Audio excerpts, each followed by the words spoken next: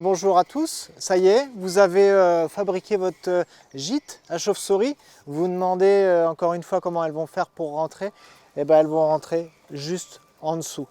La taille de l'ouverture, si votre doigt arrive à passer, c'est largement suffisant pour une chauve-souris.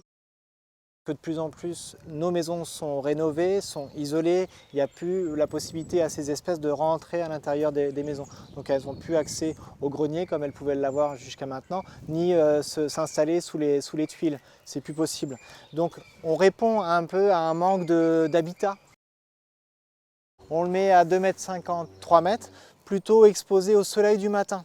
Elle a chassé toute la nuit dehors, donc c'est à ce moment-là de la journée que la chauve-souris va avoir besoin de se réchauffer. On va éviter les faces ouest, pourquoi? Parce que c'est exposé au vent dominant qui risquerait de refroidir le gîte. On va éviter de le mettre à proximité d'une route. On évite une lumière directe artificielle, un lampadaire ou un éclairage de garage qui éclaire l'entrée du gîte. Voilà, on a affaire à des espèces nocturnes, donc le moins de lumière artificielle possible. Les gîtes à chauve-souris, ils vont être utilisés principalement printemps, été et un peu l'automne. Voilà, ce sont des gîtes où il y aura possiblement de la reproduction. Vous aurez quelques individus, donc des femelles qui vont avoir un seul petit. Vous pouvez avoir un individu comme en avoir presque une bonne dizaine. On veut savoir si notre gîte à chauve-souris fonctionne, donc on va regarder s'il y a des traces de guano qui est tombé du gîte. Donc le guano, c'est comme une crotte de souris, voilà, c'est noir. Donc dès qu'on va commencer à le manipuler, il va partir en poussière, mais c'est une poussière qui brille. Pourquoi? Parce que c'est des restes d'insectes.